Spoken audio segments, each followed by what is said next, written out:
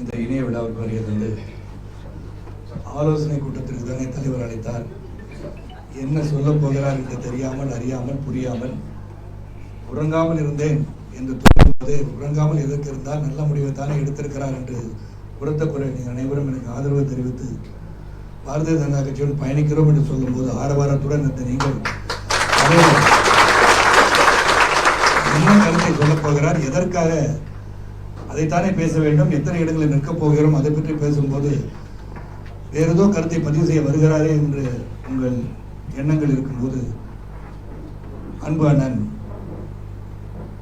பாரதிய ஜனதா கட்சியின் மாநில தலைவர் அண்ணாமலை அவர்கள் பேசும்போது சொன்னார்கள், சஞ்சலத்தில் இருந்த நான் ஒவ்வொரு முறை தேர்தல் வரும்போதும் பத்திரிகையாளரும் சரி, இயக்கத்தின் சகோதரர்களும் சரி, பிற கட்சிகளும் சரி, எத்தனை சீட்டில் நிற்க போறீங்க, யாரோட கூட்டணி, இது மனதை தாக்கி கொண்டிருந்த இரவு நேரத்தில்.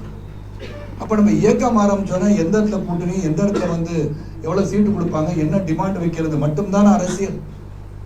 நாம் எடுத்துக்கொண்ட பாதை மக்களுக்காக சேவை செய்ய வேண்டும் என்று எடுத்துக்கொண்ட அந்த கொள்கை அடிபட்டு விடுகிறதே. நாமும் அந்த வழியில் தான் செல்ல வேண்டுமா? ஒவ்வொரு முறை தேர்தல் வரும்போதும் எத்தனை சீட்டு, எத்தனை இடம், என்ன கோரிக்கை என்று சென்று கொண்டிருக்கிறது.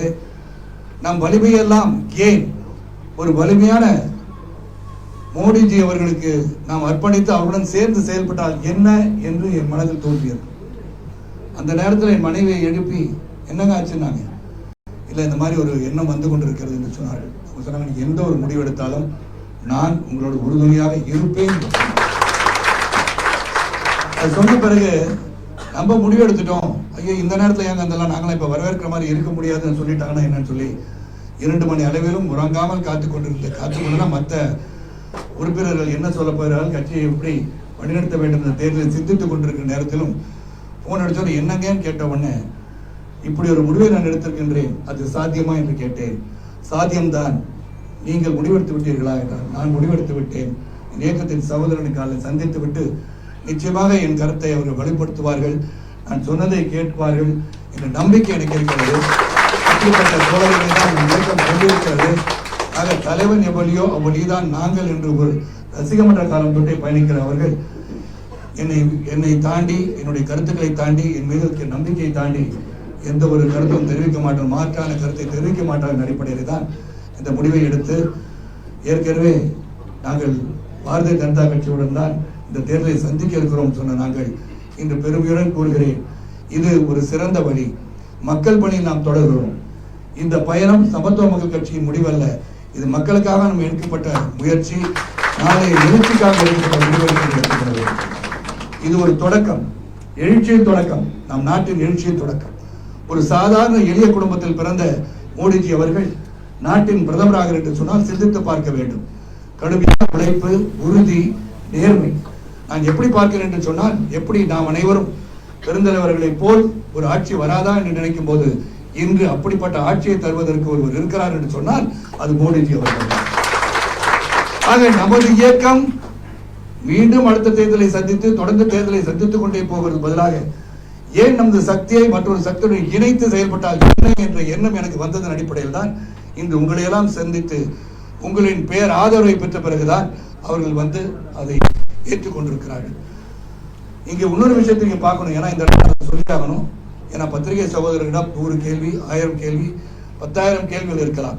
ஆனால் அதுக்கு காலம் இருக்கிறது, அதுக்கு பதில் சொல்ல நேரம் இருக்கிறது.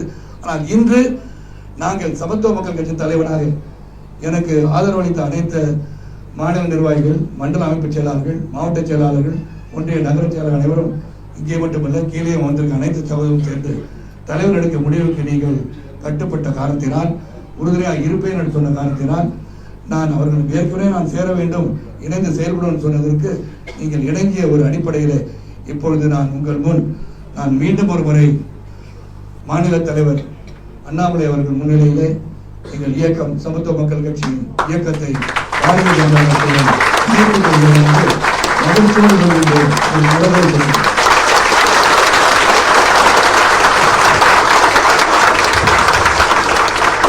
பயணம் நிச்சயமாக ஒரு வெற்றி பயணமாகும். நமது நமது நாட்டின் ஒற்றுமைக்காக, நாட்டின் பொருளாதார வளர்ச்சிக்காக, வருங்கால இளைஞர்களின் நன்மைக்காக. இன்னைக்கு ஒரே ஒரு கருத்தை இங்க சொல்லணும்னு ஆசைப்படுறேன்.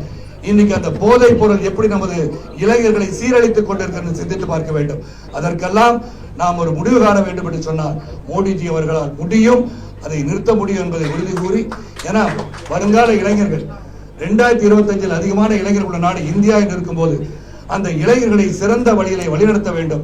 ஆனால் போதைக்கு அடிமையாகி விட்டார்கள் என்று சொன்னால் நமது நாட்டின் பொருளாதாரம் ஒற்றுமை பாதிக்கப்படும் என்ற மனதில் வைத்துக் கொண்டு ஒரு வலிமையான அரசு, வலிமையான ஆட்சி மத்தியில் இருக்கும் போது அது மீண்டும் 2026 நாம் தேர்தலை சந்திக்கும் போது தமிழகத்திலே பாரதிய ஜனதா கட்சி வெற்றி பெற்று ஆட்சி பெறும் அளவிற்கு நாம் உழைப்பு இருக்க வேண்டும் என்பதை கேட்டுக்கொண்டு எங்களை வரவேற்பதற்கு நன்றி கூறி உங்களுடன் சேர்ந்து சிறப்பாக செயல்படுவோம் என்று உத்தரவாதம் அளித்து விடைபெறுகின்றேன்.